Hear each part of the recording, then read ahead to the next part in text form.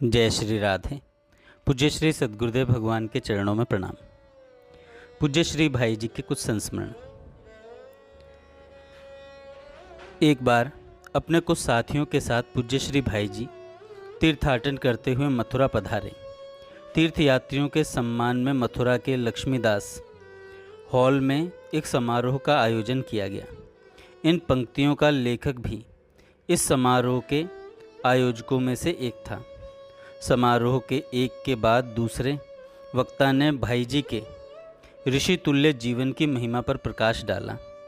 कुछ वक्ताओं ने तो भाई जी के कार्यकलापों की उपमा महर्षि वेदव्यास के कृतित्व से दे डाली। कई वक्ताओं ने उन्हें आधुनिक भारत का वेदव्यास कहा।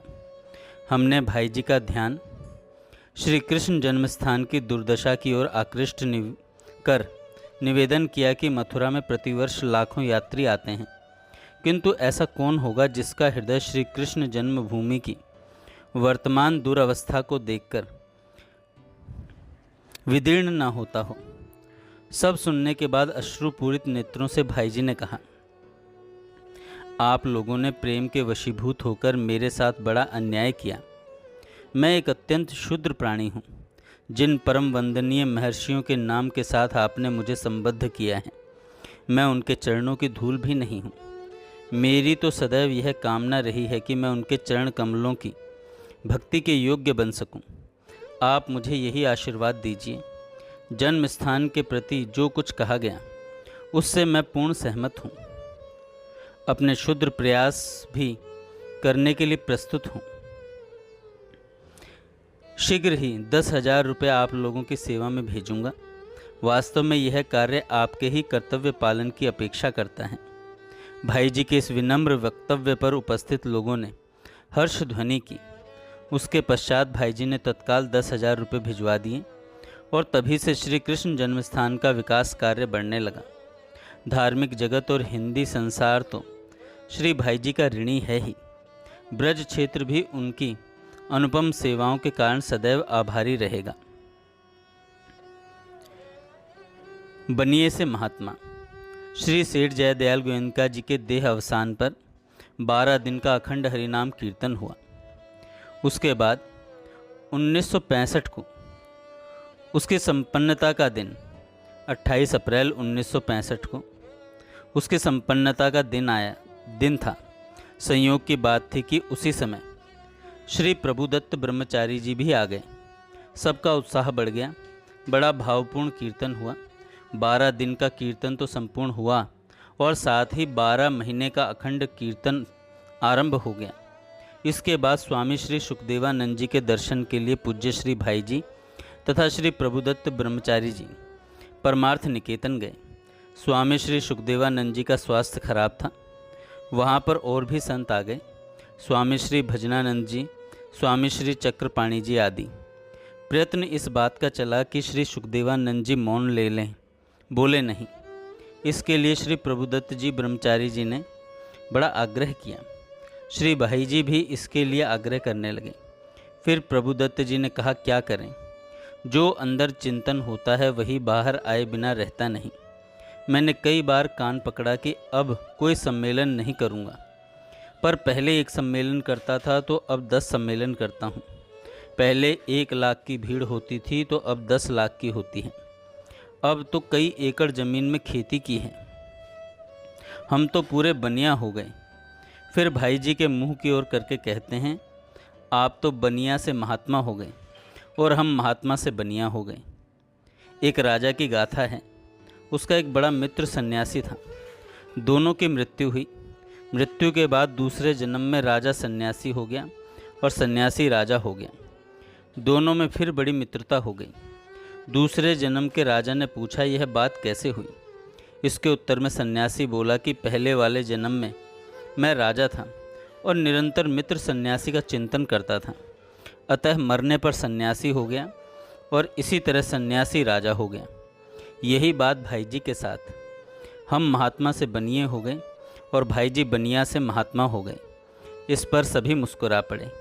फिर ब्रह्मचारी जी ने कहा, कोई बात नहीं, हम इस हाल में भी मस्त हैं। गीता वाटिका के संपादकीय कार्यालय के नवीन भवन का निर्माण हो रहा था। एक बार कल्याण कल्पतरु तथा प्रकाशन संबंधी कार्य के विस्तार के साथ साथ भवन की आवश्यकता की अनुभूति अधिकाधिक होती जा रही थी। भवन काफ़ी बन चुका था। भवन को दिखलाने के लिए श्री भाई जी ने पूज्य स्वामी श्री राम सुखदास जी महाराज को बुलाया। पूज्य स्वामी जी आए तथा श्री भाई जी उन्हें अपने साथ भवन दिखलाने के लिए ले गए। भाई जी स्वामी जी को छत पर ले जाना चाहते थे, पर सीढ़ी के नीचे का हिस्सा नहीं बना था। 1-2 सीढ़ी बाकी थी। पूज्य स्वामी जी ठीक प्रकार से चढ़ सकें, इसके लिए श्री भाई जी ईंटें रखने लगे। श्री भाई जी को ईंट पर ईंट रखते देखकर स्वामी जी ने मधुर विनोद किया, क्या आप मेरे लिए सीढ़ी बना रहे हैं? तुरंत श्री भाई जी ने विनीत हृदय की विनम्र वाणी में उत्तर दिया, यह तो मैं अपने लिए बना रहा हूँ, दूसरों के लिए बनाने की क्षमता मुझ में कहाँ है। बात है 20 मई 1967 को गीता भवन की परंपरा के अनुसार रात्रि के प्रवचन में कीर्तन हुआ करता है। मंच पर बैठे हुए पहले श्री ईश्वर प्रसाद जी गोयनका ने कीर्तन कराया। पूज्य स्वामी राम सुखदास जी महाराज तथा श्री भाई जी नीचे बैठे हुए थे। श्री ईश्वर प्रसाद जी गोयनका का कीर्तन समाप्त होने पर उन्होंने श्री भाई जी से प्रार्थना की, आप मंच पर पधारें। श्री भाई जी ने स्वामी जी से कहा, स्वामी जी आप भी चलिए, आइए कीर्तन करें। स्वामी जी ने कहा, मेरा जाने का विचार है, मुझे तो नींद आ रही है, मैं आराम करना चाहता हूँ। श्री भाई जी ने स्वामी जी से निवेदन किया, केवल आपको ही नींद आ रही है क्या? मुझे भी आ रही है, मैं भी तो आराम करना चाहता हूँ। ऐसा कहकर स्वामी जी का हाथ पकड़कर मंच पर ले जाने लगे। स्वामी जी उठ गए तथा भाई जी के साथ मंच पर जाने लगे। मंच पर जाते जाते भाई जी ने स्वामी जी से विनोद किया, आप तो यही कीर्तन करें, आप तो यही कीर्तन करें, आराम आराम आराम। सभी समीप के लोग मुस्कुरा पड़े, सभी समीप के लोग मुस्कुरा पड़े। बात की टेक निभाना। एक बार श्री भाई जी महात्मा गांधी से मिलने के लिए साबरमती आश्रम गए। कल्याण को निकले कुछ वर्ष ही हुए थे। राम नाम महिमा पर बात चली। गांधी जी ने कहा, मैं सदा नाम जप किया करता हूँ। फिर अपनी माला दिखाई जो तकिए के नीचे थी। माला टूटी हुई थी। श्री भाई जी के पास कुछ अतिरिक्त मालाएं थीं। श्री भाई जी ने कहा, बापू आपकी माला टूटी हुई है, यदि आप स्वीकार करें तो मैं आपको एक नई माला दे दूं। गांधी जी ने विनोद किया, मुझे माला देकर मेरा गुरु बनना चाहते हो क्या? श्री भाई जी ने कहा, गुरु तो आप ही रहेंगे, माला आपकी खंडित थी, अतः कह दिया।